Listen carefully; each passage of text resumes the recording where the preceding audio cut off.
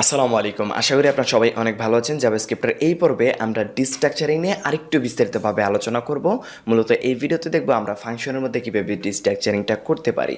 এই বিষয় নিয়ে একটু বিস্তারিতভাবে আলোচনা করব। আপনারা যদি কথাগুলো একটু মনোযোগ সহকারে শোনেন তাহলে খুব সহজেই আপনারা বিষয়টা বুঝতে পারবেন। আর যারা ভিডিওটি প্রথম দেখতেছেন তাদের উদ্দেশ্যে বলে নিচ্ছি, আমাদের এই চ্যানেলের মধ্যে জাভাস্ক্রিপ্টের যে জিনিসগুলো শিখতেই হবে ওই টপিকগুলোর উপরে একটা প্লেলিস্ট চলতেছে। আপনি যদি সেই প্লেলিস্টের ভিডিওগুলো সিরিয়ালি দেখতে চান তাহলে আপনি ভিডিও ডিসক্রিপশন আই বাটন অথবা আমাদের চ্যানেলে গিয়ে প্লেলিস্টে খুঁজে বের করতে পারবেন। সেই প্লেলিস্টের ভিডিও হচ্ছে এই ভিডিওটি। আমাদের জাভাস্ক্রিপ্টের মিনিমাম যে জিনিসগুলো শিখতেই হবে এটার উপর আমাদের একটা সিরিজ চলতেছে। ওকে, আমি কোড এডিটরে চলে আসলাম এবং ব্রাউজারটিকে পাশে ওপেন করে নিলাম যাতে আমরা খুব সহজেই আউটপুটগুলো কনসোলের মধ্যে দেখতে পারি। এখন আপনারা এখানে খেয়াল করলে দেখতে পারবেন যে আমরা কি করেছি, জাস্ট একটা অবজেক্ট তৈরি করেছি। এর ভিতরে পার্সন নামে একটা প্রপার্টি আছে এবং এটারও একটা অবজেক্ট, এটাও কিন্তু একটা অবজেক্ট, এবং নিচে একটা অ্যারে তৈরি করেছি এবং অ্যারের ভিতরে একটা ফাংশন রয়েছে। আমি কিন্তু আপনাদের সাথে আগেই বলেছি যে একটা অবজেক্টের ভিতরে একটা অবজেক্ট থাকতে পারে, অন্য একটা অ্যারে থাকতে পারে, ফাংশন থাকতে পারে, আর অনেকগুলো জিনিসই কিন্তু থাকতে পারে। এবং ঠিক একইভাবে একটা অ্যারের ভিতরে কিন্তু যে শুধুমাত্র এতদিন যে আমি রেখেছিলাম যে কয়েকটা সাবজেক্টের নাম, কয়েকজন পার্সনের নাম, জিনিসগুলো কিন্তু এরকম না। একটা অ্যারের ভিতরেও কিন্তু ফাংশন থাকতে পারে, অবজেক্ট থাকতে পারে, তারপর এরের ভিতরে আবার এরও থাকতে পারে, অনেক জিনিসই থাকতে পারে, কিন্তু অনেক ধরনের ডেটাই থাকতে পারে। এই জিনিসটা সম্পর্কে কিন্তু আমি আপনাদের সাথে আলোচনা করেছিলাম, কিন্তু এগুলো ব্যবহার করার সিস্টেম একই। যেমন আমি যদি এটাকে অ্যাক্সেস করতে চাই, ওই সিস্টেম একই। এরে দিয়ে ইন্ডেক্স নাম্বারটার, এই যে এরের নাম যেটা আছে এটা দিয়ে ইন্ডেক্স নাম্বারটা দিয়ে দিলে কিন্তু আমরা এই ফাংশনটাকে এরে করতে, মানে এইটাকে অ্যাক্সেস করতে পারবো। ঠিক একইভাবে এখানে যদি একটা সাবজেক্টের নামও থাকতো বা কোনো একটা পার্সনের নাম থাকতো, অ্যাক্সেস করার সিস্টেম কিন্তু একই। আবার ঠিক একইভাবে অবজেক্টের ক্ষেত্রেও কিন্তু জিনিসটা এইভাবেই কাজ করবে। একটা অবজেক্টের প্রপার্টি অ্যাক্সেস করার সিস্টেম একই, সেটা ফাংশন হোক বা কোনো একটা অ্যারে হোক বা যে কোনো ডেটাই হোক। আশা করি এই বিষয়টা সম্পর্কে সবাই আস্তে ধীরে জানতে পেরেছেন। আমি এই জিনিসটা নিয়ে কিন্তু অনেকবার আপনাদের সাথে আলোচনা করেছি। তো প্রথমেই আমরা ফাংশনটা নিয়ে আলোচনা করি এবং ডিস্ট্রাকচারিং জিনিসটা কিন্তু আমি আপনাদের সাথে আলোচনা করেছিলাম এই ভিডিওতে, হালকা একটু মনে করে দিই। তারপর ফাংশনের মধ্যে কীভাবে ডিস্ট্রাকচারিংটা করতে পারেন সেই জিনিসটা দেখিয়ে দেব। ধরুন প্রথমে আমি একটা সাধারণ একটা অবজেক্ট তৈরি করতেছি। এখানে ধরুন INF নামে একটা নিয়ে নিলাম এবং এটার ভিতরে নেম দিয়ে দিলাম কি রাজু, এবং আর ইজি বা এখানে দিয়ে দিলাম ধরুন এই একটা জিনিস। এটাকে আমরা কিভাবে ডিস্ট্রাকচার করে ব্যবহার করতে পারি সেই জিনিসটা আমি প্রথমে আপনাদেরকে দেখিয়ে দিচ্ছি। এই জিনিসটা নিয়ে কিন্তু গত ভিডিওতে আলোচনা করেছিলাম। আপনারা অবশ্যই ভিডিওগুলো সিরিয়ালি দেখবেন, না হলে কিন্তু বিষয়গুলো ভালোভাবে বুঝতে পারবেন না। কনস্ট এটার ভিতরে দিলাম লেট বা কনস্ট, আপনি যেটাই দিতে পারেন ইচ্ছা আপনার। তারপর এই যে এটা যেহেতু একটা অবজেক্ট, তার মানে অবজেক্টের সিম্বলটাই কিন্তু আপনাকে ব্যবহার করতে হবে। এর হলেই আপনারা এই যে সিম্বলটা আমরা ব্যবহার করি এটা ব্যবহার করতে হবে। তারপর ইকুয়াল দিয়ে আমরা যেই অ্যারেটা বা যে অবজেক্টটাকে ডিস্ট্রাকচার করতে চাচ্ছি তার নামটা দিতে হবে। এখন আমরা এটাকে ডিস্ট্রাকচার করতে যাচ্ছি, তার মানে INFO ইনফো দিবে। তারপর আপনি এটার ভিতরে যখন লিখতে যাবেন তখন আপনাকে সে অটোই সাজেস্ট করবে এটার ভিতরে যে জিনিসগুলো আছে। যেমন আপনি যদি এখানে অ্যান লিখেন, তারপরে দেখুন এখানে নেম কিন্তু দেখাচ্ছে যে নেম নামে একটা জিনিস আছে। যদি আপনি এখানে এ লিখেন তারপরে এই দেখুন অ্যাড্রেস দেখাচ্ছে। আপনি যদি এখানে বি লিখেন তাহলে দেখবেন কোনো কিছু সাজেস্ট করছে না। এটা কিন্তু আমাদের জন্য একটা কাজ করতে গেলে কিন্তু আমাদের অনেকটুকু হেল্প হয়ে যায় যে এটার ভিতরে আসলে এই প্রপার্টিটা আছে কি না। নেম দিয়ে দিলাম এবং ADDRESS অ্যাক্সেস করে ফেললাম। এবং আমরা চাইলে এটা কী করতে পারবো, কনসোল লগের মধ্যে কিন্তু এটা দেখতেও পারবো। দেখুন এখানে কিন্তু জিনিসটা দেখতে পারতেছি। ঠিক একইভাবে আপনি চাইলে এটাকেও ব্যবহার করতে পারবেন। দেখুন এটাও কিন্তু এখানে প্রিন্ট করতেছে। আমরা এই জিনিসটা নিয়ে আলোচনা করেছিলাম যে ডিস্ট্রাকচারটা কীভাবে আমাদেরকে হেল্প করতে পারে। আমাদের একটা কোডের মধ্যে কিন্তু প্রতিবার ধরুন এখানে অনেকগুলো ডেটা থাকতে পারে, আমাদের একটা ধরুন নেমটা 4-5 জায়গায় ব্যবহার করতে হবে, তাহলে আমাদের প্রতি জায়গায় এই info.name 5 জায়গায় কিন্তু 5টা জায়গায় কিন্তু লিখতে হবে। আবার যদি অ্যাড্রেসটাকে ধরুন 5টা জায়গায় ব্যবহার করতে হয়, info.address এভাবে 5বার ব্যবহার করতে হবে। কিন্তু আমরা যদি একবার ডিস্ট্রাকচার করে নিই, জাস্ট আমরা নেম অ্যাড্রেস এটা ব্যবহার করব, ইনফো তার সাথে ডট এই জিনিসটা কিন্তু ব্যবহার করতে হবে না। ইট মিনস অবজেক্টের যে নাম এটার সাথে যে ডট দিতে হয় এই বা অন্য আর কয়েকটা সিস্টেম আছে যেভাবে অ্যাক্সেস করতে হয়, বাকি জিনিসগুলো কিন্তু আপনার প্রয়োজন হবে না। এবং আপনারা এই জিনিসটা কখন আরও বেশি হেল্প পাবেন সেটা হচ্ছে আপনি যখন জাভাস্ক্রিপ্টের ছোটোখাটো কিছু লাইব্রেরি বা ফ্রেমওয়ার্ক ব্যবহার করবেন, বা কোনো একটা লাইব্রেরি বা ফ্রেমওয়ার্ক ব্যবহার করলে আপনি এই জিনিসগুলো মানে ডিস্ট্রাকচার জিনিসটা অনেক বেশি দেখতে পারবেন। এমনকি আমি গত ভিডিওতে আপনাকে একটা প্রজেক্ট ওপেন করে সেখানের একটা কম্পোনেন্ট ওপেন করে কিন্তু আপনাদেরকে দেখিয়েছি। এই জিনিসগুলো কিন্তু আমার প্রায় প্রতিটা কম্পোনেন্টের মধ্যেই কিন্তু ছোটোখাটো কয়েকবার কিন্তু ব্যবহার করতেই হয় জিনিসগুলো। তো এই জিনিসগুলো কিন্তু আসলে অনেক গুরুত্বপূর্ণ বিষয়। ঠিক একইভাবে আপনারা এরর ক্ষেত্রেও কিন্তু করতে পারবেন। আপাতত এতটুকু ডিলিট করে দিলাম। এখানে যদি এরর থাকতো, আমি এবার আপাতত এখানে কিছু নাম দিয়ে দেখাচ্ছি। আমরা কিন্তু জানি যে এরর ভিতরে কিন্তু ফাংশন আর অন্যান্য জিনিসগুলো থাকতে পারে। ধরুন এখানে দিয়ে দিচ্ছি রাজু, রাকিব,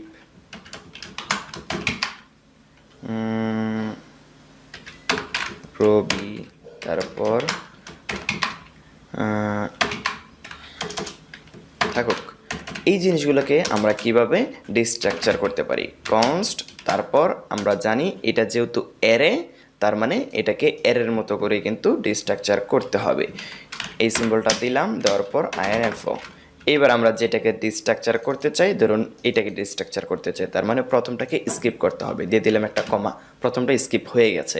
এখন আমরা যদি আর এ বা আর দিয়ে দিলাম, এগুলো কিন্তু একটা ভেরিয়েবলের মতো তৈরি হয়ে যায়। এই নামে কিন্তু আপনি ভেরিয়েবল তৈরি করতে পারবেন না। এই জিনিসগুলো নিয়ে কিন্তু আমি আলোচনা করেছি। দেখুন আমি এখানে এটা দিলাম, দেখুন রাকিব কিন্তু প্রিন্ট হয়ে গেছে। আপনি এখানে যে নামটা দিবেন এটা অনুসারে ইন্ডেক্স অনুসারে প্রথমটাকে অ্যাক্সেস করবে, দ্বিতীয়টাকে, তারপর আপনি যদি আরেকটা দেন তৃতীয়টাকে, মানে ইন্ডেক্স অনুসারে কিন্তু জিনিসগুলো কাজ করবে। ঠিক আছে, এই জিনিসটা নিয়ে আমি গত ভিডিওতে আলোচনা করেছিলাম, এই ভিডিওতে জাস্ট আপনাকে একটু মনে করিয়ে দিলাম। এইবার আমরা একটা ফাংশন তৈরি করি। আমি অ্যারো ফাংশনই তৈরি করি, যেহেতু আমরা অলরেডি অ্যারো ফাংশন নিয়ে আলোচনা করেছি। কনস্ট, ধরুন এটা কি দেওয়া যেতে পারে, func, ধরুন একটা ফাংশন আমরা তৈরি করতেছি, এবং অ্যারো ফাংশনের সিনট্যাক্সটা কিন্তু এরকম। আশা করি সবাই বিষয়টা জানেন। এবং অ্যারো ফাংশনটাকে যদি আমরা চাই নিচে থেকে কল করে দিতে পারবো func, এবং আমরা জানি যে এটার মাধ্যমে কিন্তু প্যারামিটার পাস করা যায়। এখন আমরা চাচ্ছি কি এই যে obj যেটা আছে এটাকে আমি প্রথমে পাস করে দেওয়ার জন্য দিয়ে দিলাম এখানে পাস করে। দেখুন এটা এখান থেকে যেহেতু পাস করে দিলাম, এখানে এটাকে রিসিভ করতে হবে। এবার আপনার যে কোনো নাম অনুসারে আপনার ইচ্ছা মতো যে কোনো একটা নাম দিয়ে কিন্তু রিসিভ করতে পারবেন। এখানে ওবিজে দিয়েছে, এর মানে এই না যে এখানে ওবিজে দিয়ে কিন্তু এখানে রিসিভ করতে হবে। ধরুন আমি এখানে অবজেক্ট নাম দিয়ে দিলাম, ও এখানে ওবিজি দিয়ে পাঠিয়েছে, এখানে অবজেক্ট লিখে রিসিভ করলাম, এটা কিন্তু করতে পারবো। এবং কনসোল লগের মধ্যে আমরা দেখি যে ওবিজেইসিটি অবজেক্টটার মধ্যে কি আসছে, দেখবো যে আমরা এখান থেকে এই পর্যন্ত কিন্তু চলে আসছে। দেখুন এই যে এখানে এটার ভিতরে পার্সন নামে আরেকটা অবজেক্ট আছে, দেখুন জিনিসটা কিন্তু আমরা খুঁজে পেয়েছি। এখন দেখুন এইটা হচ্ছে কি, প্রথমটা হচ্ছে কি একটা অবজেক্ট, কিন্তু এই দেখুন ব্র্যাকেটটা দেখে কিন্তু আশা করি আপনারা চিনতে পারতেছেন। ইট মিনস আমরা চাইলেই এখানে একটা কাজ করতে পারি, এখানেও ডিস্ট্রাকচারটা করতে পারি। কিভাবে, এটা যেহেতু একটা অবজেক্ট তার মানে এইভাবে দিয়ে, এবং এইটা থেকে যেহেতু অবজেক্টটাকে ডিস্ট্রাকচার করব এখানে এটা দিয়ে দিলাম। এবার এটার ভিতরে দেখুন কি আছে, আমরা দেখেছিলাম যে এটার ভিতরে কিন্তু পার্সনটাই থাকবে। আপনি চাইলে আরেকবার কনসোল লক করে দেখতে পারেন, কনসোল লক, এটার ভিতরে ওবিজেইসিটি অবজেক্টটাকে দিলাম। দেখুন এই যে এখানে জিনিসটা দেখুন পার্সন আছে, তার মানে আমরা যদি এখানে পি লিখি তাহলে আমাদেরকে এটা সাজেস্ট করবে, দেখুন পার্সন। এবার আমি যদি এটাকে কনসোল লক করি তাহলে দেখবেন কি হয়, আমাদের এই পার্সনটা কিন্তু এখানে পেয়ে যাচ্ছে। ইট মিনস আমরা এই জিনিসটাকে এখানে অ্যাক্সেস করলাম। ঠিক আছে, এখন এই যে এখানে একবার এটাকে ডিস্ট্রাকচার করলাম, ওকে। এখন আপনি যদি এটাকে আবার ডিস্ট্রাকচার করতে চান, ধরুন এই পার্সন এটাও কিন্তু একটা অবজেক্ট, এক লাইনের মধ্যে ডিস্ট্রাকচার করতে পারবেন, কিন্তু আমি আরেকটা লাইনে আপনাকে ডিস্ট্রাকচার করে দেখাই। তার আগে আরেকটা জিনিস দেখাই, আমরা মূল যে জিনিসটা আলোচনা করতে চাচ্ছি যে ফাংশনের এই প্যারামিটার যেখানে পাস করে এখানে কীভাবে ডিস্ট্রাকচারটা করতে পারি। দেখুন এই যে এখানে যে ডিস্ট্রাকচারটা করলাম এখানে প্রথম একবার, হ্যাঁ, এই ডিস্ট্রাকচারটা কিন্তু আপনি এখানেও করতে পারবেন। সেটা কিভাবে? ধরুন আপনি যদি এটাকে, ধরুন আমি কন্ট্রোল এক্স দিয়ে কাট করে নিলাম এবং এটাকে এখানে বসিয়ে দিলাম। এখানে যখন আমরা লিখব তখন আমাদের আর এত কিছু দেওয়ার দরকার নাই। প্রথমের কনস্টটাও কেটে দেব এবং লাস্টের যে এখান থেকে এই পর্যন্ত এটাও কেটে দেব। জাস্ট এতটুকু জিনিস থাকলেই ঠিক একইভাবে দেখুন কাজ করতেছে।